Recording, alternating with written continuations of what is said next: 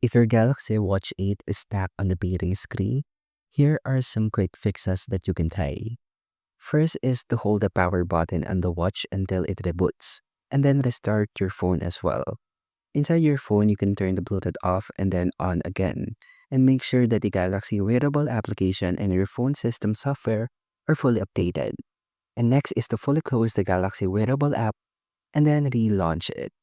For advanced troubleshooting, you can do this.